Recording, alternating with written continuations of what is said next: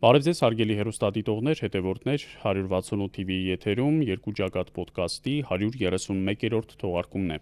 Էդգար Ղազարյանը եւ ես Դավիթ Սարգսյանս շարունակում ենք ամփոփել վերլուծել շաբաթական լրահոսը, դա անում ենք մեր գործընկեր Pantera Security-ի աջակցությամբ, որը դաշտում ունի վստահելի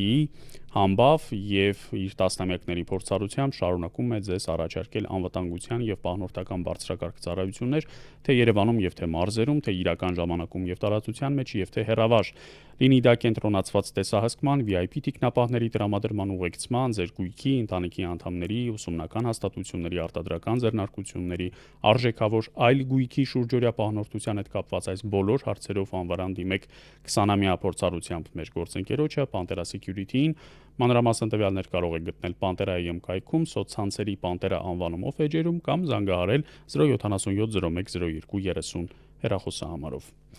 Այս թողարկումը ես վերնագրել եմ հունիսի 7-ի մեխանիկան ինչպես հաղթել Նիկոլին եւ ուզում եմ թողարկումը սկսել քեզ շնորհավորելով իմ սիրելի ընկեր,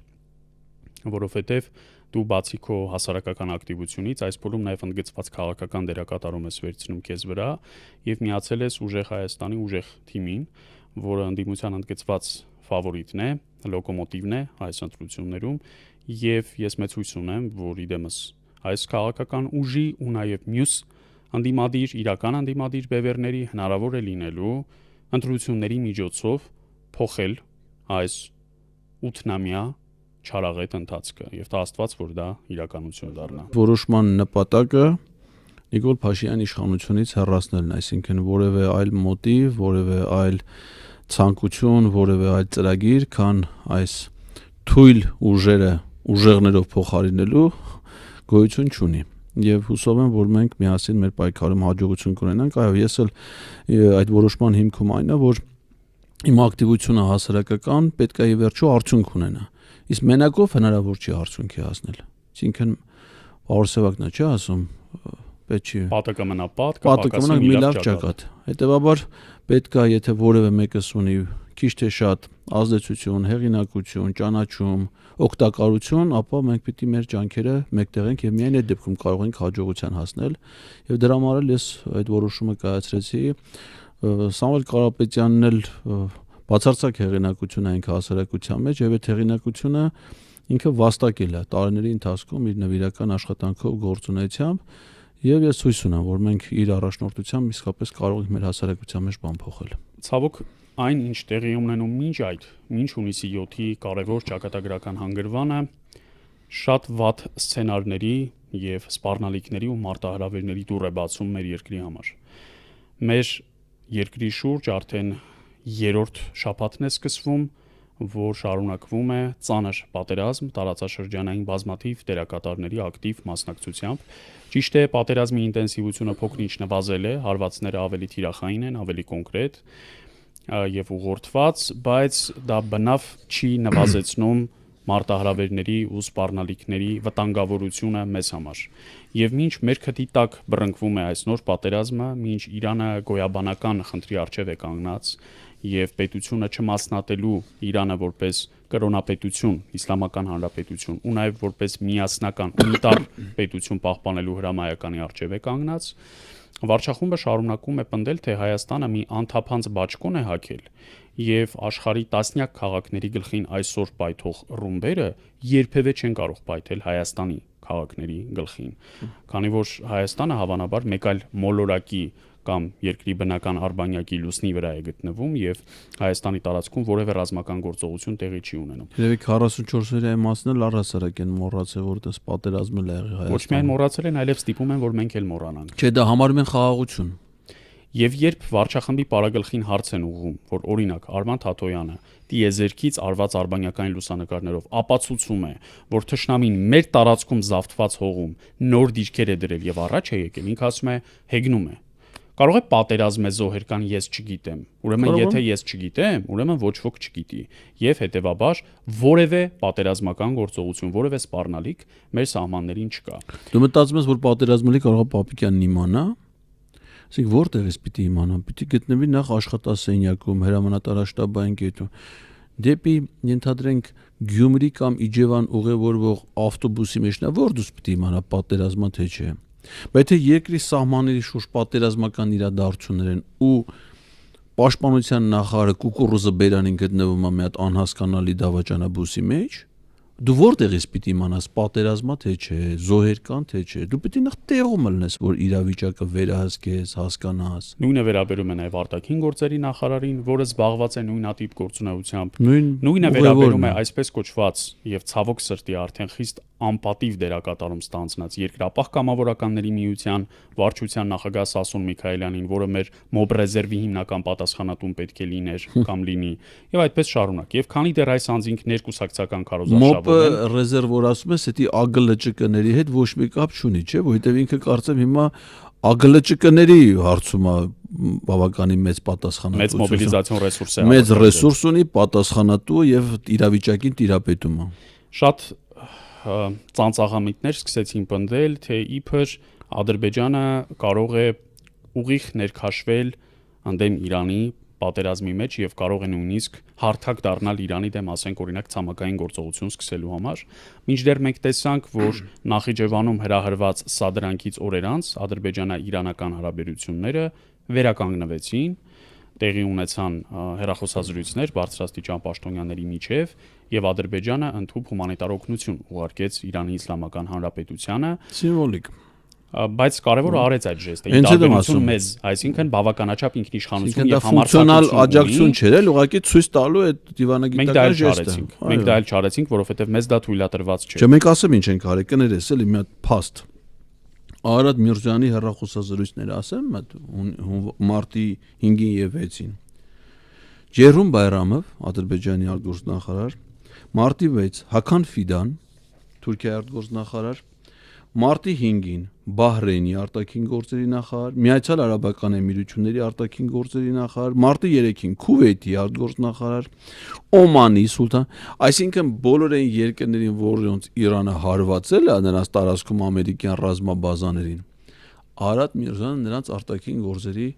նախարարների հետ առանձին հեռախոսազրույց ունեց։ Այդ շարքում իհարկե ամենակարևորը Հական Ֆիդանի եւ Ջեյհուն Բայրամովի հետ նրա հեռախոսազրույցներն էին, որովհետեւ այս պաշտոնյաները վաղուց արդեն մեկ շարքի մեկ շղթայի մի մասն են։ Արարատ Միրզոյանի դերակատարումը այդ շարքում իհարկե անհամեմատ ավելի նվազ է։ Նա Հական Ֆիդանի նախկին աշխատակիցն է ըստ չհերկված տվյալների եւ ամբողջապես Թուրքիայի ու Ադրբեջանի արտաքին քաղաքական ուղեգիծն է սպասարկում։ Ոչ միայն դրան ինչ ես կարող։ Խորհրդարանական մակարդակում էլ մի ակտիվ падգամավոր կա Մարիա Կարապետյանը, որը ինչպես վերջերս պարզվեց, իդեպ Հայաստանից դուրս բացահայտված տեղեկատվության հիման վրա, ի թիվս այսպես կոչված պատմաբան Նժդեհ Հովսեփյանի եւ Թուրքիայի Մեջլիսի իբր հայազգի падգամավոր Կարո Փայլանի ներգրավված է եղել հայդատի դեմ պայքարի ինտենսիվ աշխատանքների մեջ։ Այնպես որ Հայաստանի դեմ հիբրիդային պատերազմի մասին սրանք առավոտից երեկո որ բարբաջում են, թող նախ եւ առաջ այս շղթան, այս օղակը հավաքեն, երբ տեսնեն թե ինչպես է գրչի մեկ հարվածով դրա իրավասությունը չունեցող վարչախմբի պարագլուխը աշխատանքից ազատում Հայոց ցեղասպանության թանգարան ինստիտուտի իրենց կողմից նշանակված կամակատար տնօրեն Էդիթ Ագզոյանին միայն այն բանի համար, որ նա Արցախի հիշողության մասին գիրք է նվիրել Միացյալ Նահանգների փոխնախագահ Ջեյ Դի Վենսին։ Իդեպ 2019 թվականի հոկտեմբերին Փաշինյանը ինքն էր Արցախի մասին Վիկտոր Կրիվապուսկովի գիրքը նվիրում Վլադիմիր Պուտինին, ԱՊՀ պետությունների առաջնորդների վեհաժողովի ժամանակ միջանցքում։ Այնպես որ շատ բան է փոխվել կարծես թե Փաշինյանի կյանքում։ Հիմա նա ոչ միայն կեցե Արցախի հանրապետությունը այդ բացականչություններն էլ չէ ոնց որ ժամանակին Նիկոլ Փաշինյանին էին պատկանում, կեցե ազատ Արցախը, կեցե Արցախի հանրապետությունը։ Մայիսի 8-ը պիտի դառնա Արցախի դե յուրե ինքնորոշման դրանից հետո նույնիսկ պատերազմից հետո էլ է ինքը այդ բացականչություններով հանդես եկել, կեցե Արցախի հանրապետությունը։ Բա ասենք թե եթե մի գիրք նվիրող Արցախի մասին պիտի պաշտոնից հեռացվի։ Բայց կեցե Արցախի հանրապետությունը վանկարկողն չէ՞ մինչև հիմա մնացել վարչապետ։ Նույն ինքն էր։ Ուրեմն պիտի ինքն էլ հեռանա, չէ՞։ Եթե ինքը իր կարծիքով Արցախի մասին հիշողություն ունեցողը պիտի հեռանա։ Բա կեցե Արցախի հանրապետությունը վանկարկած մարդը ինչի պիտի մնա։ Այլ բանա որ մնա նորից ասի կեցե Արցախի հանրապետությունը։ Բայց եթե մնում է ու չի ասում ճշնամու պահանջով, ո՞նց է մնում։ Մնում է որ ինչ լինի։ Ճշնամու շա սպասարկի, տենց է ստացվում։ Ոչ միայն չի ասում, այլև թույլ չի տալիս, որ մենք քեզ հետ միասին եւ մեր 100,000 Պատարագիչ քահանան ասի ասում է։ Հիշեն եւ գնում հասնում է Ստրասբուրգ Եվրախորհրդարանի բարձր ամբիոնից ասելու, որ արցախցիների վերջնական հանգրվանը Հայաստանի Հանրապետությունն է։ Ինքը շատ լավ գիտե, որ Հայաստանի Հանրապետությունը չէ եւ տասնյակ հազարավոր արցախցիներ արդեն ըստ ամենայնի անվերադարձ լքել են նաեւ Հայաստանի Հանրապետությունը, որովհետեւ ինքը դրա համար ամեն ինչ արել է դժողքի վերածելու արցախցիների կյանքը նաև այստեղ ստեղծելու այնպիսի պայմաններ, ինչպիսին կստեղծեին ադրբեջանցիները իրենց ենթակայությամբ բնակվելու դեպքում։ Բայց նույնիսկ դա նրան հանգիստ չի տալիս եւ հոգեբանական իրեն բնորոշ այդ տիպի պսիխոպաթի հակումներով, երբ մարդ ունի մեղքի եւ ամոթի զգացում, ունի էմպաթիա, ապրումակցում, ծանր վիճակում հայտնված մարդու հանդեպ, նա նույնիսկ այս մեծ աղետից հետո շարունակում է կծահարել այդ թեման, այսինքն անընդհատ անդրադառնալ չսպիացող վերքի վրա աղ լցնելու գործելակերպով անընդհատ քչփորում է այդ բաց վերքը։ Իսկ ինչ վերաբերում է այս պատերազմին, պիտի արձանագրենք, որ արդեն ավելի քան 2 շաբաթ շարունակվող եւ 3-րդ շաբաթը թեվակողած տարածաշրջանային այս ծանր վիճակում վարչախումբը ամեն ինչ անում է, որ Հայաստանը ինքը դառնա թիրախ։ Ընդ որում երկու կողմից էլ։ Որ հիշեն իր մասին, էլի։ Տես ինչ է ասում, խորհրդարանական կառավարության նիստին հաջորդած ճեպազրույցում ասում է, որ շատ մեծ հավանականություն կա, որ թրիփը կարող է առժամանակ սառեցվել, քանի որ Միացյալ Նահանգների ներկայիս վարչակազմի առաջնահերթությունների մեջ այլևս չի մտնում թրիփը, բայց ինքը հույս ունի, որ այդպես չի լինի, այսինքն թրիփի ծրագիրը չի մնա թղթի վրա եւ այն շուտափույթ, արագ տեմպերով կիրականացվի, այսինքն Հայաստանի Հանրապետությունում Իրանի Իսլամական Հանրապետության համար կստեղծվի լեգիտիմ թիրախ։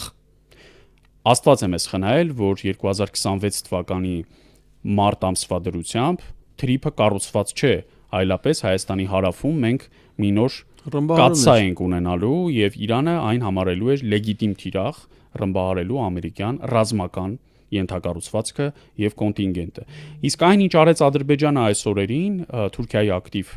հանցակցությամբ, այն էր, որ նախ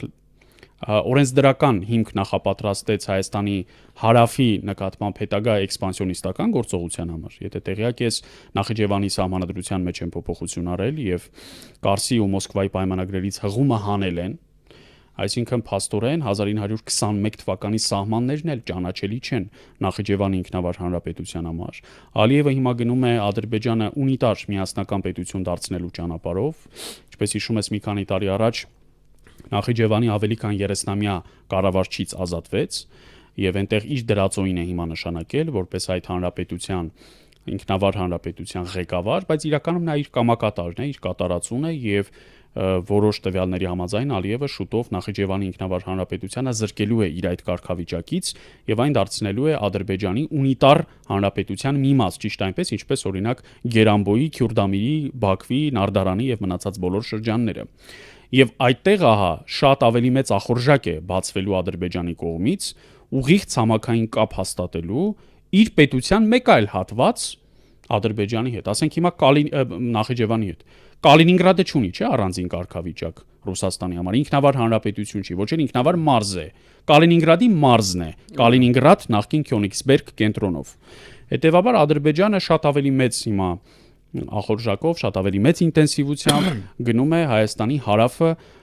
կազմալուծելու եւ ուղիղ ցամաքային կապ հաստատելու ճանապարհով։ Եվ այն զորակազմը, որ տեղակայվել էր Ադրբեջանի ամբողջ հարավում, Իրանի հետ հյուսիսային սահմանագծի երկայնքով եւ բերվել էր մարտական պատրաստականության ամենաբարձր թիվ 1 աստիճանի,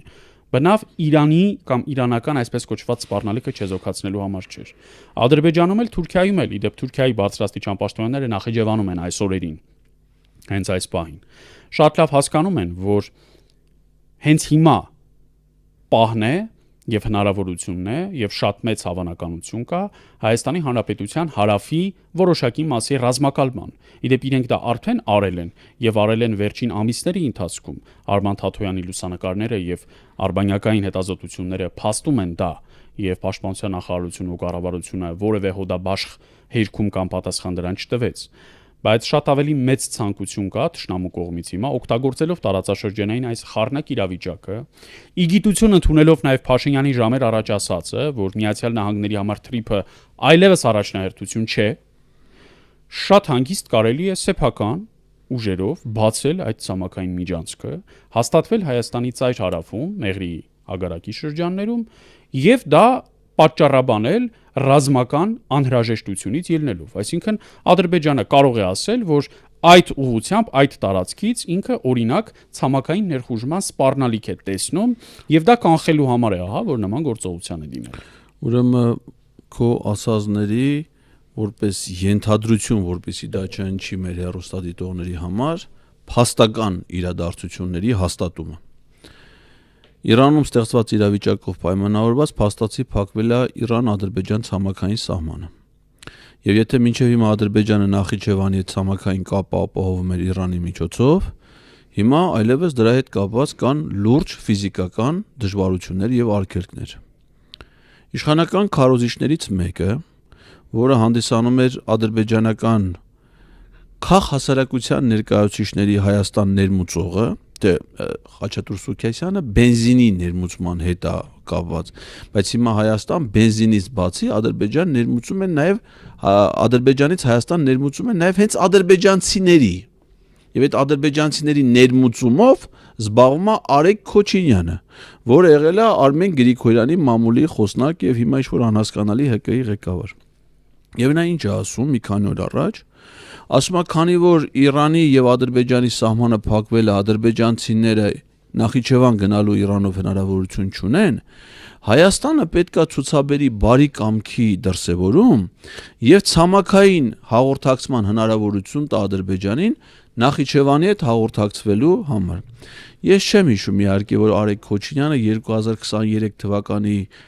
Արցախի շրջափակման ժամանակ գեթ մեկ անգամ ասեր, որ պետքա Ադրբեջանը բացի Շուշիից ճանապարհը, որպեսզի Արցախում ապրող մեր հայրենակիցները, երեխաները, ովքեր որ հիվանդ են, դեղորայք ստանան։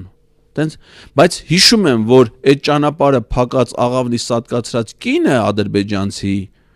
երկու անգամ է ներմուծվել Հայաստան Արեգ Քոչինյանի ջանքերով։ Երկու պատվիրակության մեջ էլ այդ կնիկն եղել է։ Արեգ Քոչինյանի այս թեզը առաջ մղելուց հետո Նիկոլ Փաշինյանն է ասում, որ իրենք պատրաստ են ցամաքային ճանապարհ տալ։ Համադրելով քո ասածի հետ ինչ է ստացվում, նաև քո մեջբերումների ուղիղ խոսքերից,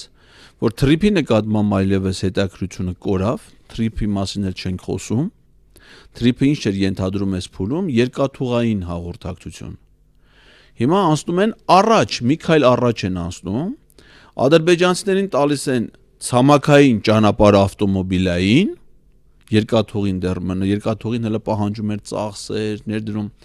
ընդ որում առանց ամերիկացիների, որովհետև ավտոմոբիլային հաղորդակցման համար ամերիկացի, թրիփ, back office, front office ոչ մի բան պետք չի։ Հակարի կամրջում տեղակայված ադրբեջանական սահմանային անցակետից, այդ իրաց ճանապարհը որ կառուցել են, ադրբեջանական բեռնատարները մտնելու են Գորիս, Գորիսից գնան Սիսիանով անգեղակոթով դուրս գան դեպի Նախիջևան։ Իդեպս ամենայնի առանց զննության, առանց սահմանահատման արդեն իմաստը կորցնում է։ Փաշինյանը ժամեր առաջ, այո, կառավարության նիստին հետևած չեպազրույցում բառացիորեն ասել է. Հայաստանի Հանրապետությունը պատրաստ է հենց այսօր գործող ենթակառուցվածքներով, Կորնիձոր, Գորիս, Եղեգնաձոր, Երասխ երթուղիով, այսինքն Հայաստանի մոտավորապես կեսով սրանք անցնելու են, ապահովել Ադրբեջանի արևմտյան շրջանների եւ Նախիջևանի ինքնավար հանրապետության միջև ավտոմոբիլային կապը։ Սա հարգելի հեռուստադիտող նշանակում է հատկապես Հայաստանի հարավային երկու սահմանների, երկու մարզերի եւ հատկապես սահմանապահ, սահմանամերձ բնակավայրերի տասնյակ հազարավոր բնակիչների համար, որ դուք այսուհետ ոչ միայն թուրքական, այլև ադրբեջանական համարանիշերով բեռնատարներ եք տեսնելու ամեն օր։ Եվ թե ինչ կլինի օրինակ այն պահին, երբ հանկարծ որևէ սահմանապահ գյուղի զոհված զինծառայողի բնակիչ մոր հայացքը հանդիպի ագրեսիվ տրամադրվածությամբ մի ադրբեջանցի բեռնատարի վարորդի հետ, որը կարող է մասնակցել է նաև պատերազմներին, որը ինքն էլ վրեժ ունի, ինքն էլ եկել է անցնում իր եղբայրներ, այդ վարորդի եղբայրներ զոհվել է այդ պատերազմներից մեկում։ Այսինքն այլ բան, քան միջեթնիկ հրահրումներ եւ պոգրոմներ, սա չի բերել։ Իսկ դրա դեպքում ով պետք է գա ադրբեջանցիների շահերը եւ իրավունքները պաշտպանի։ Իրենց համար ընկալելի պետության ուժերը։ Ամենաընկալելին իրենց համար կարծում եմ իրենց պետության ուժերն են։ Թուրքիան էլ չի Եվ այդ խանգարում, ընկալելի է։ դե մինչև Թուրքիան գա կոմանդո հատուկ նշանակության ջոկատը, որը դիրքավորում է սահմանին, այդ Թաթոյանի արձանագրումները դրանք Դավիթ ջան հենց կոմանդոին է վերաբերում։ Հայ-ադրբեջանական սահմանին առավելապես տեղակայված են սահմանապահ զորքերի Ադրբեջանի հատուկ նշանակության զորամիավորումները, որոնք բոլորը առանց բացառության կազմված են պայմանագրային զինծառայողներից, ովքեր վերապատրաստում են անցել Թուրքիայում, ու դրանք բազմաֆունկցիոնալ նշանակության ստորաբաժանումներ են։ Ու եթե մի միջադեպ արդյոք տեղի ունենա, ակնհայտ է, որ դրանք ներխուժելու են Հայաստանի տարածք եւ լուծելու են խնդիրը, մարտական խնդիր։ Հիմա այս զարգացումների ֆոնին, եռացող կաթսա հիշեցնող տարածաշրջանային պատերազմի ֆոնին, ինչով է զբաղված այս վարչախումբը, տրանսպորտային այն միջոցով, որի անունը դու շատ դիպուկ դրել ես դավաճանաբուս։ Զբաղված է իբր ներկուսակցական քարոզարշավով, որի բուն իմաստը իրականում հենց քարոզարշավն է։ Այսինքն, քվեարկության օրվանից ավելի քան 3 ամիս առաջ վարչախումբը որոշել է շրջել շաբաթ-կիրակի օրերը առավոտից երեկո Հայաստանի մարզերով։ Իրենց ցուցակի առաջի 50 համարի տեխնացուներով։ Բայց իրականում իրենք այստեղ բնավ ներկուսակցական խնդիր չեն լուծում։ Անունը ինչ են դրել։ Անունը իբր դրել են primaries, իրենց կուսակցության։ Իրականում սա primaries չի, այսինքն իրենց ցուցակի որոշման իմաստով այս գործընթացը ունի զրոյական նշանակություն, բայց այս գործընթացը շատ կարևոր է իրենց չեղած վարկանիշի ամրապնդման, բարձրացման, սուտ խոստումներ տալու, իսկ երբեմն հաճախ ափերից դուրս գալու, ինքը իրեն կորցնելու, պահի տակ մոռանալու, որ իր վրա միկրոֆոն կա եւ ուղիղ եթերում մարդկանց ընդհուպ հայհոյելու, որովհետեւ պարագլուխը չգիտես ինչու, ենթադրում է, որ բոլոր մարդիկ Հայաստանի Հանրապետության բոլոր բնակիչները առանց բացառության իրեն եւ իր իշխանությանը պիտի շնորհակալ լինեն իր բարիքների համար։ Գով են։ Եթե նույնիսկ չեն նկատում, որ ասենք Երևանի քանդվող ասֆալտը քանդվող է եւ ոչ թե հուսալի ասֆալտ է, միևնույն է իրենց հանդիպելիս պիտի շնորհակալական խոսքերով տոգորված մի հատ էլ գլուխ խոնարեն իրենց առաջ։ Բայց շատ ծիծաղելի է, գիտես, օրինակ երբ սկսեցին այս քարոզարշավը, սկզբում ակնհայտորեն էպիկ ֆեյլեր էին թույլ տալիս, ձախողումներ։ Ամենահայտնին Արտաշատցի տղայի դրվագներ, երբ նա չթողեց, որ Փաշինյանը նույնիսկ մուտք գործի իր տնօրինած խանութ։ Դե ինքն էլ ես ասեմ ինչ իմ կարծիքով թույլ չի տվել։ Այդ սանիտարական ծառայությունները հիմա շատ են այդում ստուգումներ անում, բան, չասեն կարողա դրանից իր այցելությունից հետո մտնի ասի խանութից դա ինչ հոտ է գալի, չէ՞։ Ինչ պիտի ասեն, մթերային խանութ է։ Օրինակ հատուկ բաներ կան, պահանջներ կան, կրծողների, տարբեր մկների բաների դեմ պիտի միջոցառումներ անես, ձեռնը եթե չանես գալիս են տուգանում են, չէ՞։ Հիմա այդ տղա մտածում ասում են լավ, սրանք որ եկան մտան իմ խանութ, սանիտարահիգիենիկ վիճակը փոխվեց։ Հետո դրանից հետո եկան իսկ տուգանեցին։ Ես ինչ պիտի։ Դե ինձ թվում է ինքը դրա համար թե չեն չի պիտի չթողնի, չէ՞։ Իդեպ դրանից հետո փորձել են տուգանել, բայց ոչ թե քոնը շատ ծառայությունը, այլ պետական։ Դե իմը չէր կարա, որովհետև չմտավ։ Ինքը խանութ մնաց մուտքի մոտ։ Դե մուտքի մոտ կարող է եղած լինի, բայց ներս չմտավ։ Հրեական հայտնի անեկդոտի պես Վաթուշը մնաց։ Ասма ոսկի մատանին գտնվեց, բայց քեզ հետ կապված Վաթուշը մնաց։ Արտաշատ գնալուց մի օր կգնամ անպայման այդ խանութը։ Այն ինչ ուշագրավ է այստեղ այն է, որ առաջին օրերի սցենարը մտածված եւ նախապատրաստված չէր։ Փաշինյանը ըստ ամենայնի համարում էր, որ 2018-ի ֆենոմենը շարունակվում է, այսինքն ինքը ուր մտավ, իրեն պիտի փառաբանեն, շնորհակալություն հայտնեն, հանեն ձեռքերի վրա մանտան։ Մեկ էլ հանկարծ սա տեսնում է, որ բացի բեմադրված տեսարաններից դու ձեռերի վրա մանտալը ինչ որ կոնկրետ բան գիտես։ Տեղի ԿՊԱ-ական ակտիվի եւ տեղի ԿՊԱ-ական ավականիների որպես կանոն ծնողների, ասենք մայրերի, հայրերի, իրենց հերավոր եւ մոտ ազգականների մոբիլիզացումից բացի այլ ռեսուրս տեղերում չկա, Արտաշատում մի ռեսուրս է կար։ Արամ Հովանեսյանի շենքն է սա, ասում է, սա թեվով արագ խփում է, որ միկրոֆոնը խփած է։ Այդ ամենը մի կողմ, սրանք հասկացան, որ այս տեսարանները պետք է հնարավորինս լավ բեմադրվեն։ Մեկ էլ հաջորդ շաբաթ օրը սա արդեն գնում է աշտարակ։ Եվ աշտարակում օհրաշք։ մտնում է մի խանութ, որտեղ մի արցախցի տիկին է այդ պահին գնումներ անում, եւ մի քանի կիլոգրամ էլ բեռ ունի իր ձեռքին, որը Փաշինյանը բարեսրտորեն վերցնում է իր ձեռքը, մի քանի մետր քայլում է, ճիշտ է, իր ուսապարկը իր թիկնապահն է կրում, այսինքն ինքը իր ուսապարկը երբեք չի գցում իր ուսին, բայց ինքը այդ տիկնոջ պայուսակը վերցնում է եւ տանում է կամ փորձում է տանել տուն կամ գոնե ուղեկցել նրան մինչեւ մուտքի դուռը։ Այս կինն արցախցի էր, որևէ մեկին մենք չենք մեղադրում, դրա իրավունքն էլ չունենք, բայց ցավոք սրտի գտնվել էր մեկը, որի հետ ըստ ամենայնի աշխատել էին, նաեւ այո, իրեն հուշել էին, հորդորել էին, թե ինչպես պիտի պահի, ընդհանուր առմամբ կարծես թե դժգոհ չէր վարչախմբի մոտեցումից, միայն թե ինչ որ հարցեր ուներ, որոնք խոստացավ ուղղել ուղիղ եթերի ավարտից հետո։ Փաշինյանն էլ բնականաբար այդ հարցերը չլսեց, ոչ էլ կլսի։ Իրեն համար փոխանցեցին ու շատ դժվար է ասել հետո այդ պայմանավորվածությունները իրականանում են կամ այդ խնդրանքները լսող գտնվում է թե ոչ։ Բայց ընդհանուր առմամբ մեր այն հայրենակիցները, որոնք դեռևս երջանիկ մոլորության մեջ են եւ կարծում են, թե Փաշինյանը գնում է համայնքներ լսելու իրենց խնդիրները, հաղորդակից լինելու իրենց հոգսերին, լավ իմանան, որ իրենց այս ծիծաղելի շաբաթ-կիրակի օրվա քարոզարշավից պետք է ընդամենը մեկ բան՝ տեսարան, նկար, որտեղ օրինակ Արարատ Միրզոյանը նարդի է խաղում ինչ-որ գյուղացի պապիկի հետ եւ հումորներ է անում Սերգեյ Բագրատյանն էլ կողքը կանգնած քահ-քահ ծիծաղում է։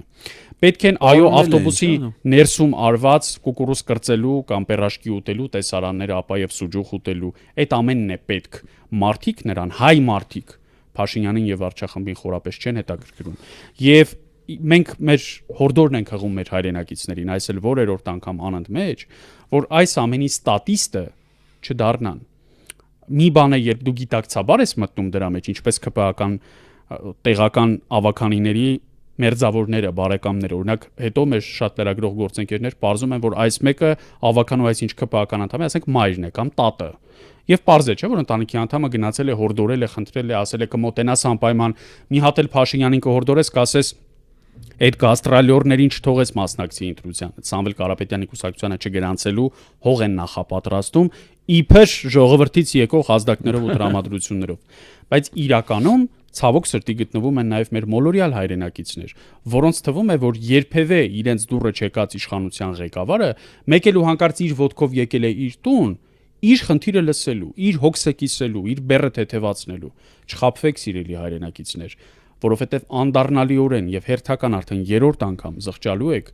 երրորդ անգամ ձեր կյանքում 18-ից եւ 21-ից հետո զղջալու եք 26 թվականի հունիսի 8-ի առավոտյան, եթե հանկարծ ճիշտ որոշում չընդունեք եւ խաբվեք այս կեղծ եւ վատ բեմադրված թատրոնին։ Ուրեմն այդ բեմադրության հեղինակները չեն հասկանում, որ ասենք թե թատրոնը դա մի քանի ժամանոց արարա, չէ, դրանից հետո այդ դերասանները ապրում են իրենց սովորական կյանքով։ Օրինակ ես ձախ կողմին են կոլոտը Անենց այդ պերաշկին ու կուկուրուզը բլի նաև ոնց որ ալեն երևում է, չէ՞ որ փողնիկն է տվե։ Ու միջալոցիկի շուրա գալի ասում ալեն փողը տվիր դրա։ Մի ամբողջ 300 դրամ։ Հա, տվել ալենն է գլխավոր հովանավոր է ճաշկերույթի, իհարկե։ Բայց այդ երեկո 350,000 դրամ է։ 350,000 դրամն էլ հաշիվ է փակե, բան որ իրանք հիմա ինքը ոնց որ ալենը երկու հատ առած էլի իր համար, մեկ ինքը գողացած է, ոչ ինքը գողի պես ալն է, ոնց որ գողացած էլի, չէ՞, գաղնի է ուտում բան։ Այս գաղնի գող պերաշկի ուտողին այսօր կառավարության ճեմասրահում լրագրողների հետ հանդիպման ժամանակ փակ շշից ջուրը լցնում էին սպիտակ ձեռնոցներով մատուցողներ, այսինքն կառավարությունում կա մատուցող, որը ունի սպիտակ պիջակ, սև շալվար, սպիտակ ձեռնոցներ եւ շշից ջուրը, որ լցնում է Նիկոլ Փաշինյանի բաժակի մեջ, դա անում է սպիտակ ձեռնոցներով, որպեսզի բակտերիաներ չփոխան, այ տղա ջան, տես դա էլ պերաշկի ոնց ատում է ձեռնոցները տնչես, հագե դու կարաս ընդհանրապես 3 օր չլողանաս դրան ինչ որ բան տալուց, չէ՞, նա փնթի մարդ է, նա հես է ինքը։ Այդ ներկայացումը, որ իրանք բեմադրում են, դա ընդամենը շարլատանություն է, չէ՞, ընդամենը մարդկանց խաբելու ձև է։ Կամ ասենք ինչ է նշանակում օրդոսում։ Մենք ասում ենք ձեր համայնքում 600 միլիոն դրամ տվել ենք մանկապարտեզ ենք սարքել, դուք դժգոհ եք։ Իսկ ներողություն, իսկ ով ասում որ եթե անգամ դուք մանկապարտեզ եք սարքել, պիտի բոլորը ձեզնից գոհ լինեն։ Դու կարող ես նաև մանկապարտեզ սարքես եւ բնակիչները դժգոհ լինեն այդ մանկապարտեզից։ Առավել եւս, երբ որ դու մի մանկապարտեզ ես սարքում կամ դպրոց, երբ որ սարքում ես, որի նույնիսկ բասկետբոլի վահանակները չեն համապատասխանում ստանդարտներին, եւ դու չլինելով ոչ բասկետբոլիստ, ոչ սպորտսմեն, ոչ նախագծող, ոչ շինարար, ինքդ ես արձանագրում, որ բասկետբոլի վահանակները վատն են։ Այսինքն փողը ծախսվել է 600 միլիոն եւ դու դժգոհ ես, չէ՞։ Բայց եթե դու դժգոհ ես, քաղաքացին էլ չէ կարա դժգոհ լինի քո ծախսածից, ասի որ դու վատ ես ծախսել, սխալ ես արել, որ մանկապա դրա փոխարեն կարելի էր մի ուրիշ բան անել։ Իրան թվում է թե ինքը ինչ անի, մարդիկ իրանից պիտի միայն գոհ լինեն։ Մենակ գոհ շնորհակալ։ Հենց մեկը այս բան ասում է, արցախցի կնոջը օգնում է վեշերը տանելու։ Իսկ ներողություն, այդ արցախցի կինը ընդ ինչ գործ ունի հաշտարակում, այդ իսկ կարաս ասես։ Դու որ եկար իշխանության, չեմ ասում 2018 թվին։ 2021 թվին պատերազմից հետո, որ դու նույն քարոզարշավն էր իրականացնում։ Արցախցիներին խոստանում էիր, որ կկազմակերպես, որ իրանք իրանց տունը, տեղը, ամեն ինչը թողնեն, փախնեն գան աշտարակ։ Դու գնաս իրանց վեշերը տանես տուն, այդ էիր խոստացել։ Դու խոստացել էիր, որ կապահովես անվտանգ իրենց երկրում ապրելու հնարավորություն ու երաշխիքներ, չէ՞։ Բայց եթե չես կարացել ապահովես, այդ հիմա է այդ կինը աշտարակում։ Բարձ չէ թե նա մի ամիս հետո որտեղ կլինի, 2 ամիս հետո որտեղ կլինի։ 2023 թվի սեպտեմբերի 23-ին ՄԱԿ-ի անվտանգության խորհրդի նիստում Հայաստանի Արցախի հարցը քննարկում Հայաստանի առաջարկով 19 թվի ադրբեջանական հարձակումը արդեն եղել է Արցախի վրա։ Սամվել Շարամանյանը արդեն ստիպված է եղել այդ ռազմական ճնշման տակ շրջափակման մեջ գտնելով Արցախի ժողովրդին ցեղասպանությունից փրկելու համար Ադրբեջանի պահանջած հրամանագիրը ստորագրի, որը հետո ինքը ստիպված եղավ չեղարկելու։ Նիկոլ Փաշինյանը տեղյակ էր դրա մասին, որտեղ Շարամանյանն ասում է ամեն ինչն է իր հետ համաձայնեցրել, որ Արցախի պաշտպանության բանակը մինչև վերջին պահ իր բոլոր գործողությունները համաձայնեցրել է պաշտպանության նախարարության հետ Հայաստանի։ Ինքը սեպտեմբերի 23-ին այնտեղ ՄԱԿ-ի անվտանգության խորհրդի նիստը, այստեղ Հայաստանում ելույթ է ունենում կառավարությունից, ասում է Արցախում ապրող մեր հայրենակիցներին ոչ մի վտանգ չի սպառնում։ Դրանից ուղիղ մեկ շաբաթ անց կառավարության նիստում նա ասաց մեր հաշվումներով 1-2 օրից Արցախում այլևս հայ չի մնա, եւ այդպես էլ եղավ։ Ուզում եմ հիշեցնել, որ 2019 թվականի նոյեմբերի 9-ին, այսինքն 44-օրյա Չարաղետ պատերազմի ավարտից եւ կապիտուլյացիայից ուղիղ 1 տարի առաջ Փաշինյանը մի գրառում էր արել, որի բովանդակությունը հետեւյալն էր. Այսօր հուզիչ տեսարանի ականատես եղա Մարտակերտի շրջանի Հաթերք գյուղում, երբ իմ ավտոշարասյունը անցնում էր Մարտակերտի շրջանով, մի պապիկ ջրի դույլը ձեռքին, ճամփեձրին կանգնած սպասում էր ինձ։ Թիկնազորս լարվեց, մտածելով, որ պետք է փորձի ինձ վնաս տալ, բայց երբ իմ մեքենան անցավ, պապիկը ջուր շփեց իմ հետևից։ Եվ ես դուրս եկա, սեղմեցի նրա ձեռքը ու ասացի, որ ամեն ինչ լավ է լինելու, ես ոնց կարող եմ քեզ քաշել։ Տեսնես ուր է հիմա այդ պապիկը, որը 2019-ի նոյեմբերին խմձոր գցող ինքը չի, չէ՞։ Նա արդարացվեց իմիջիալից։ Հարստամյանը, այո, ջուր էր շփում Փաշինյանի հետևից։ Տեսնես ուր է նա, ողջ է թե մեռած։ Նրա որդիները, թոռները կան, թե զոհվեցին այս պատերազմում։ Դա այդ նույն անձն է, որը 2019-ի հոկտեմբերին, ինչպես քիչ առաջ նշեցի, Արցախի մասին Կրիվապուսկովի գիրքն էր նվիրում Վլադիմիր Պուտինին, իսկ հիմա պաշտոնից ազատում է Էդիտա Գզոյանին իրենց նշանակած J.D. Vance-ին Արցախի մասին գիրք նվիրելու համար։ Եվ գիտես, մոլագարության է հասնում արդեն սրանց պնդումների այն շարքը, որ եթե իրենք չընտրվեն, իսկ իմաստը հետևյալն է, եթե չկեղծենք ու չվերարտադրվենք, ապա պատերազմ չի լինի, պատերազմ կլինի, խաղաղություն չի լինի։ Պատերազմ բերողներն են։ Թրիփ չի լինի։ Իդեպ թրիփի չլինելը արդեն սկսել է մեր բախտից լինել։ Այսինքն այն որ թրիփ չի լինելու, արդեն իրենք սկսել են ընդունել։ Ասել որ չի լինելու։ Այո, արևածագ ու արևամուտ էլ հավանաբար չի լինի, ֆիզիկայի երկրաչափության օրենքներն էլ չեն գործի, եւ ընդհանրապես մոլորակը գրավիտացիոն դաշտից դուրս կգա հավանաբար։ Արեգակն էլ կարող է խավարել եւ չլուսանալ։ Ընդհանրապես այո, կարող է տիեզերքի կանոնները փոխվել։ Բայց ամենածիծաղելին սրանց շարունակաբար պատերազմով սպառնալն է այն դեպքում, երբ իրենք փաստացի անում են այն, ինչը իրագործելու համար պատերազմի կարիք ուղղակի Ադրբեջանը չունի։ Այսինքն Ադրբեջանի բոլոր պահանջները իրագործելու դեպքում պատերազմ սկսելու իմաստը էլ որն է։ 2024 թվականից ի վեր Հայաստանի Հանրապետության տարածքում որևէ ռազմական գործողություն տեղի չի ունեցել մեկ պարզ պատճառով, որովհետև դրա կարիքը չի եղել, որովհետև Ադրբեջանը նվազ ռեսուրսներով, շատ ավելի փոքր ծախսերով, շատ ավելի փոքր մարդուժով, դիվանագիտական ճանապարհով պայմանավորվելով ստացել է այն, ինչը այլապես կստանար կամ չէր ստանա, շատ ավելի հավանական է, որ չէր ստանա ռազմական ճանապարհով։ Ալիևը ինքն է քանիցս բռնազավթված քարվաճառում 2021 թվականի հունվարից ի վեր ընդունել, որ ռազմական ճանապարհով երբևէ քարվաճառի շրջանին Ադրբեջանը չէր կարող տիրանալ։ Ջերուն Բայրամովը ասել է Շուշիի հետ կապված։ Ինքը ընդունել է, որ դիվանագիտական ճանապարհով էլ քարվաճառի շրջանին չէր կարող տիրանալ, որովհետև 5+2-ին իրենք երբեք չէին համաձայնելու եւ 5 շրջան ստանալուց ու Արցախին միջանկյալ կարգավիճակ զիջելուց հետո իրենք չէին համաձայնելու Արցախի վերջնական կարգավիճակ սահմանող եւ պարտադիր իրավական ուժ ունեցող հանրաքվեին, ինչը ենթադրում էր, որ Արցախի միջանկյալ կարգավիճակով ՀՀԿ-ի որպես ասոցիացված կամ դիտորդ անդամ լինելով պահպանելու էր նաեւ Քարվաճառի եւ Քաշաթաղի շրջանները, այսինքն երկու հուսալի ցամաքային կապ Հայաստանի Հանրապետության հետ։ Դա Ալիևն է ընդունել։ Ոչ թե որևէ նախկին նախագահ Հայաստանի Հանրապետության իր հարցազրույցում այդ մասին պատմում է։ Ոչ թե Քոչարյանն ու Սերժ Սարգսյանն են դա ասում, որովհետև շատերը հակված են նրանց չլսելու կամ չընդունելու։ Ալիևին լսեք։ Ալիևն է դա ասում, Ալիևն է ընդունում, ավելին ասում է, որ 30 տարի շարունակ Հայաստանի Հանրապետությունը բոլոր միջազգային դերակատարներին ֆռացնում էր, տանում էր իր հետևից եւ հաջողել էր ՀՀԿ Մինսկի խմբի 3 համանախագահներից 3-ին էլ կաշառել։ Ես ճիշտ ասած նույնիսկ ես որ այդ գործընթացին բավական քաջածանոթ եմ փորձագիտական մակարդակում, իհարկե անձամբ չեմ մասնակցել, բայց նույնիսկ ես այդքան լավ կարծիք չեմ ունեցել մեր դիվանագիտական հաջողությունների մասին, որքան Ալիևը։ Եվ Ալիևը նույնիսկ 44-օրյա պատերազմից ապա եւ Արցախի վերջնական բռնազավթումից հետո ասում է, հələ տեսեք հայերը ինչ համաշխարհային հաջողության էին հասել 30 տարի շարունակ իրենց բոլոր վարչակազմերը հաջողել էին աշխարհի կարծիքը իրենցով անել։ Իսկ հիմա, երբ ոչ միայն Արցախի հարց Փաշինյանի ու Ալիևի համար գոյություն չունի, երբ այդ էջը մեկընդմիշտ ու վերջնականապես փորձում է փակել Եվրախորհրդարանի բարձր ամբիոնից սրիկայաբար հայտարարելով, թե այլևս երբեք արցախցիները չպետք է որևէ տեղ վերադառնալու մասին մտածեն, ել չասած փորձեն դա իրագործել,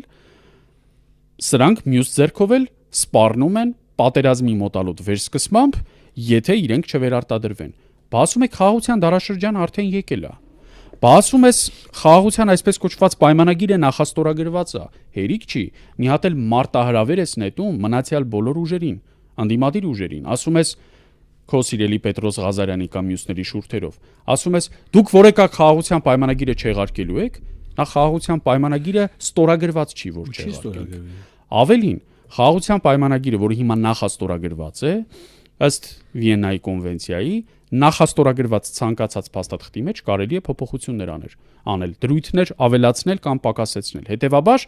որևէ մեկի ձեռքերը այստեղ կապված չեն։ Եվ ի վերջո, ըստ միջազգային իրավունքի հիմնարար սկզբունքների եւ նույն միջազգային պայմանագրերի մասին Վիեննայի կոնվենցիայի, ուժի կամ ուժի սպառնալիքի տակ կնքված ցանկացած պայմանագիր իրավազոր չէ եւ առ ոչինչ է։ Եվ նոյեմբերի 9-ի եռակողմից սկսած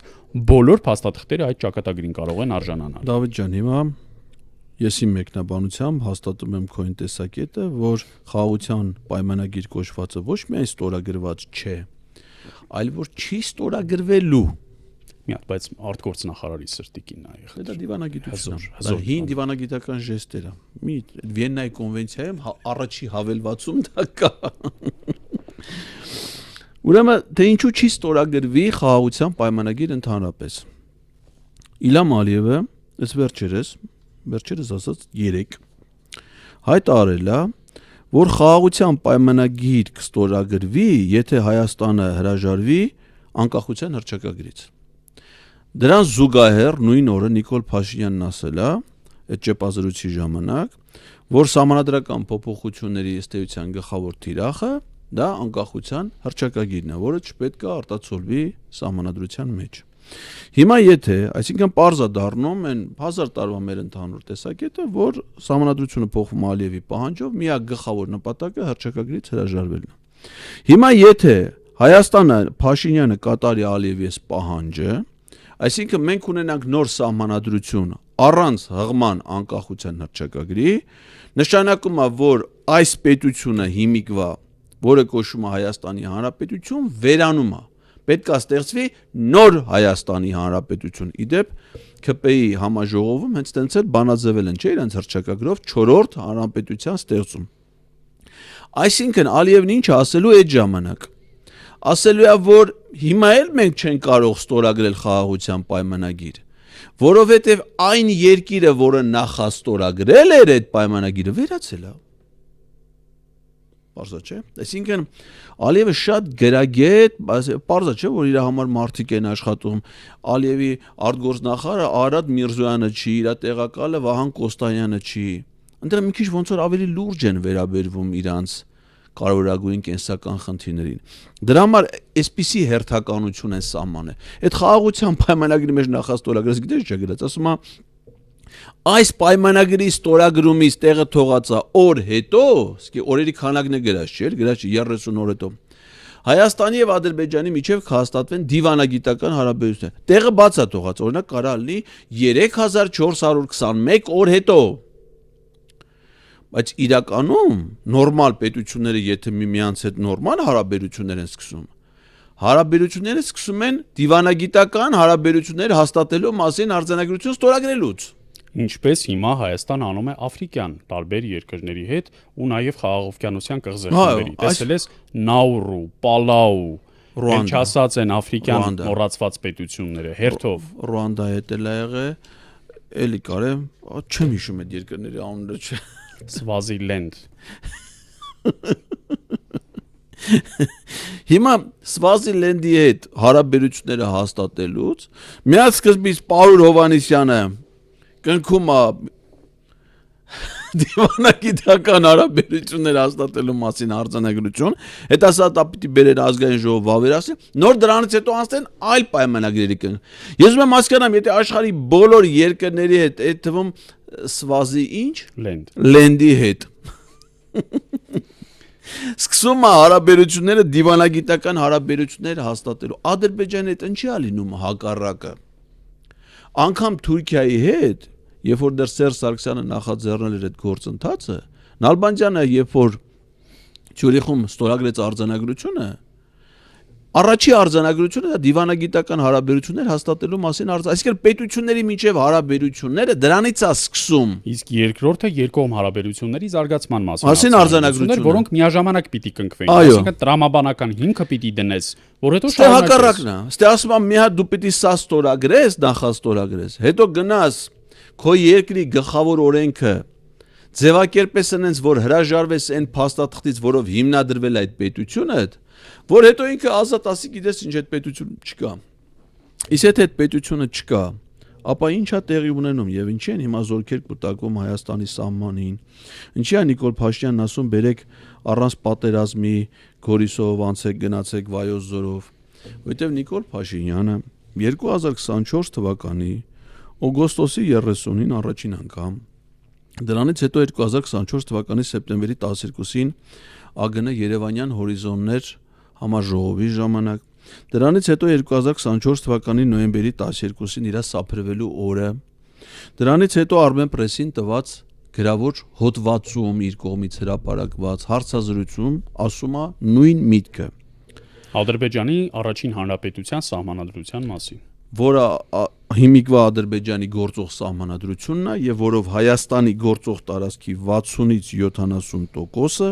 այդ թվում Սյունիքի եւ Վայոց ձորի մարզերը ամբողջությամբ պատկանում են Ադրբեջանին։ Պետք է հիշեցնենք նաեւ, որ 2020 թվականի չեղարկված սահմանադրական հանրաքվեի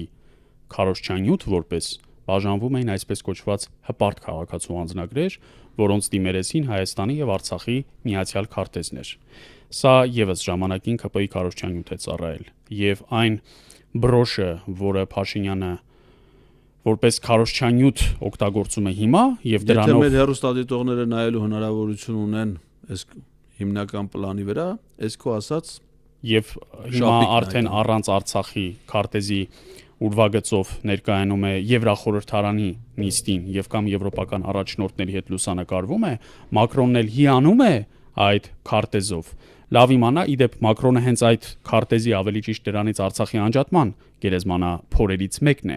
Մակրոնի, Շարլ Միշելի ակտիվ ջանքերով է այդ քարտեզը թրատվել, մասնատվել, հյուծվել եւ դարձել մոտավորապես այս պահին 28000 քառակուսի կիլոմետր։ Գլխավոր շտաբի պետ կոչեցյալը նույնիսկ այնքան համարձակություն չունի, որ նշի թե այս պահին Հայաստանի Հանրապետության զինված ուժերը մեր ինքնիշխան տարածքից որքան քառակուսի մետր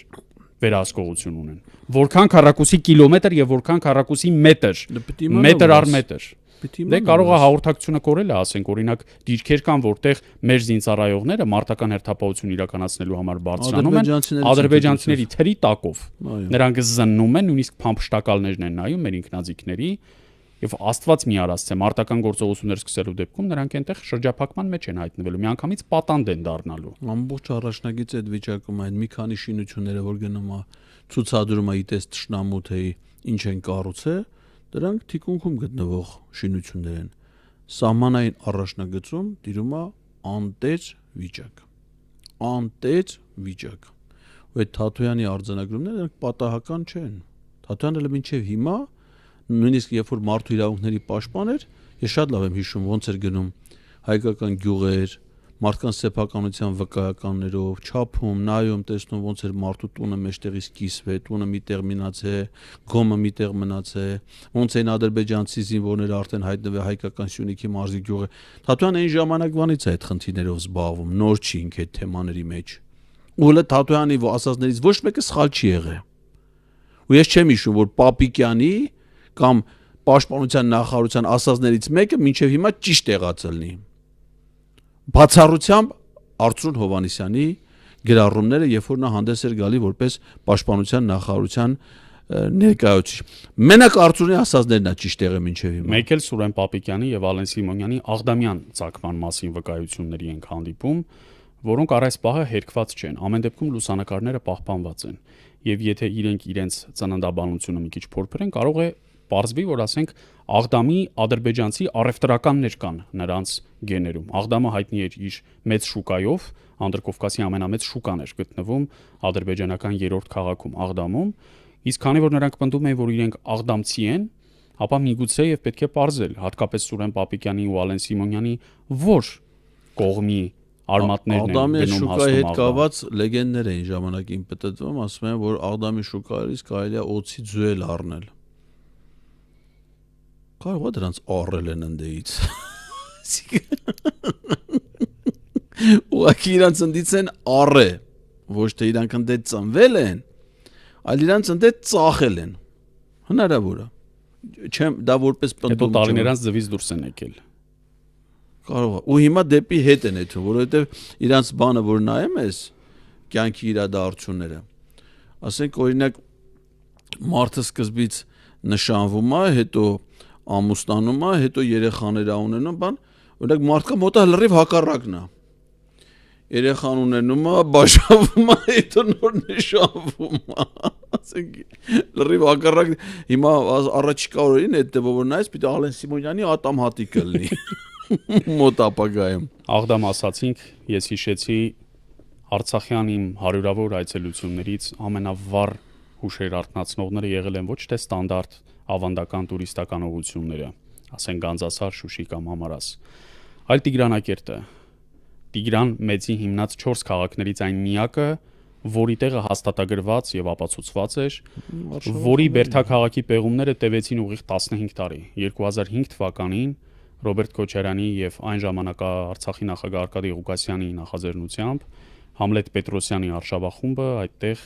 պետական միջոցներով բնականաբար 15 տարի շարունակ մինչև 2020 թվականը պեղումներ իրականացրեց, բացվեց ամբողջ միջնաբերդը եւ ես բախտ եմ ունեցել, Աստված ինձ այդ երջանկությունը տվել է մի քանի անգամ լինելու Տիգրանակերտում, այնտեղ կար նաեւ իրենց ուշ շրջանի թյուրքական մի խանի Փանախանի կառուցած ամրոցը, որը մերը չէր, որը իհարկե օգտագործվել է Արցախի մելիքների կողմից, բայց մերը Քրիստոսից առաջ առաջին դարում հիմնված Տիգրանի քաղաքն էր, որի մասին այս արարածը 2019 թվականին բանաստեղծություն է գրել։ Արցախ իր հերթական այցերից մեկի ժամանակ, երբ նա այցելում է, կարծեմ, Ասկերանի շրջանում էր գտնվում, Աղդամի շրջան չկար, այն ներառված էր Արցախի Հանրապետության վարչական բաժանման կամ վարչատարածքային բաժանման մեջ, Ասկերանի շրջանի մեջ, եւ երբ անցնում էր Մայրաբերդը, որը Ասկերանի հիմնական բերդն էր, մի քանի 13 կիլոմետր ուղևորվում, հասնում էր Արցախ-ադրբեջանական սահմանագից փաստացի, դա այն ամբողջությամբ հարթավայր է, նրանք ովքեր եղել են գիտեն, որ Արցախի ամենահարթավայրային շրջանն է, ի տարբերություն Մարտունու, Մարտակերտի, Ասկերանի շրջանը հարթավայրային է եւ այդտեղ ահա գտնվում էր Տիգրանի հիմնած Տիգրանակերտը։ Մենք այդտեղ նույնիսկ իմ նախկին աշխատանքային կոլեկտիվով Երկիր մեդիայով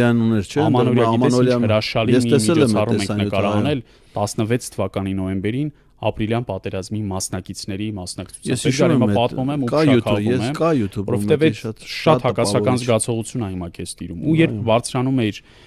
Տիգրանի կառուցած քաղաքի միջնաբերդի պարիսպների վրա ամենաբարձր կետին, իսկ այդտեղ մագլցելը հեշտ չէր, ասենք օրինակ Գառնու տաճարի կրկնակի նույնիսկ երակի բարձրության աստիճաններ էին, այդտեղ հաճախ 4 հեկտատ պիտի մագլցեիր, ֆիզիկական ահռելի ուժ պիտի ունենայիր ու պատկերացում ես կազմում Տիգրանի զորքի մասին Քրիստոսից առաջ առաջին դարում։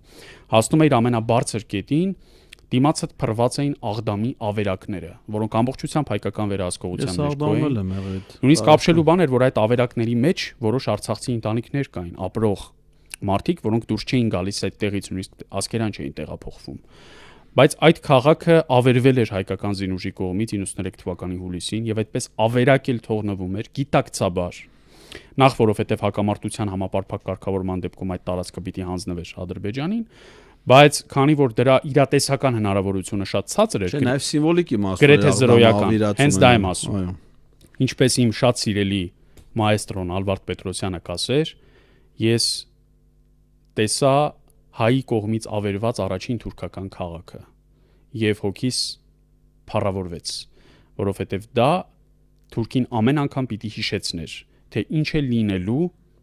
այսուհետ իր հետ, եթե ինքը սրով, թրով արշավի հայկական բնակավայրի։ Միջելոց ասեմ, որ Աղդամի անկումը այդ Արցախյան պատերազմի մեջ ճիշտ է, մենք որպես թագուպսակ գիտենք պատմությունի Շուշի ազատագրումը, չէ, որը ճակատագրական բեկում է մցրել, բայց շատ մեծ նշանակություն ունեցել բեկումն այն իմաստով հենց Աղդամի անկումը ադրբեջանցիների համար, որովհետև դրանից հետո իշխանափոխություն է եղել այնտեղ, Հեյդար Ալիևն է եկել իշխանության, որովհետև Աղդամը Էլչիբեից հետո հզոր քաղաք է եղել եւ Աղդամի թուրքերը ադրբեջանցիների մեջ իրենց տարբերվող են եղել իրենց համառության, ագրեսիվության տեսանկյունից, ու երբ որ իրենք են կոտրվել, այսինքն Աղդամն է անկում ապրել եւ ավիրվել, մյուս ադրբեջանցիներն ասել են, որ իրենք այլևս դիմակայելու ոչ մի ուժ չունեն, եթե Աղդամը չի կարողացել դիմադրություն ցույց տալ, իսկ Աղդամի նկատմամբ միջմիջայլոց գործողությունը զավթողական չի եղել, Աղդամը եղել է ամենալուրջ կրակակետերից մեկը Արցախի անվտանգությանը սպառնացող եւ դա ոչնչացվել է իբրև մահաբեր օջախ։ Արցախյան առաջին պատերազմին ծանոթ մեր հայրենակիցները շատ լավ գիտեն, որ քաղաքացիական բնակչությանը ոչ միայն մեր կամավորական ջոկատների, իսկ հետո նաև կանոնավոր բանակը, պաշտպանության բանակը ձեռք չի տվել, այլև հակառակը։ Կան հակառակը փաստող ապացույցներ, տեսագրություններ։ Ամենահայտնին այն է, երբ 93 թվականի ապրիլի 2-ին Քարվաճար Բերդաքաղաք մուտք գործելիս Մոնտեմելկոյանի ոտքերին փարվում է ադրբեջանցի մի տատիկ սպիտակ դրոշով, եւ Մոնտեմելկոյանը նրա հետ թուրքերեն է խոսում։ Մելքոնյանը 10-ից ավել լեզու գիտեր, նա Հարվարդի համալսարանն էր ավարտել եւ ֆանտաստիկ գիտնական լեզվաբան էր, եւ այդ տատիկին բնականաբար բաց է թողնում։ Կա նաեւ մի հայտնի լուսանկար, հիմա ցավոք արդեն լուսահոգի ազատամարտիկ Սարգիս Հացպանյանի մասնակցությամբ, երբ նա մի ադրբեջանցի տատիկի է գրկել, որն իրեն թե էր հյուրասիրում, երբ նա մտել էր նրա գյուղ։ Սա է մեր զորքի եւ զենքի բարոյական կերպարը եղել։ Եվ ինչ որ մի անպատիվ, անհայրենիք, անսուրբ, պիղծ մի արարած եկել է այս ամենը ջնջելու, չի հաջողվելու երբևէ։ Որևէ մեկը չի հաջողելու։ Եվ երբևէ Արցախ ոտք դրած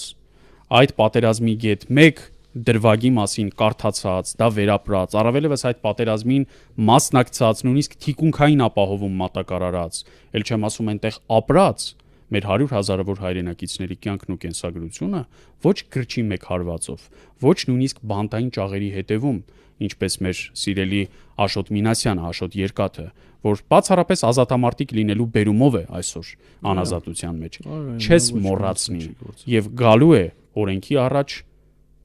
պատասխան տալու եւ պատժվելու ժամանակը, այդ ժամանակը գալու է։ Այդ ժամանակը մենք ոչ միայն սպասելու ենք, այլ այդ ժամանակին մենք ձգտում ենք, մենք պայքարում ենք, իսկ մեր պայքարում պետք է լինել անվտանգ եւ հուսալի։ Իսկ այդ անվտանգությունն ու հուսալիությունը ապահովում է Pantera Security մասնավոր պահնորդական կազմակերպությունը, որը ունի տասնամյակների փորձ զանազան պահնորդական ծառայություններ մատուցելու իմաստով, դրանց ամբողջական ցանկը հասանելի է ընկերության պաշտոնական կայքում Pantera.am սոցիալական հաշիվներում, դա ներառում է եւ տարածքների, եւ արդյունաբերական ձեռնարկությունների, եւ կրթական հաստատությունների, ֆինանսական, առողջապահական կազմակերպությունների պահպանությունը, ինչը անհրաժեշտ է նրանց բնականon ֆունկցիոնալ գործունեությունը ապահովելու համար, նաեւ մասնավոր, այսինքն բնակարանների, առանձնատների, հյուրերի, մարդկանց պահնորդության իրականացում։ Համագործակցության համար պետք է զանգահարել 077 01 02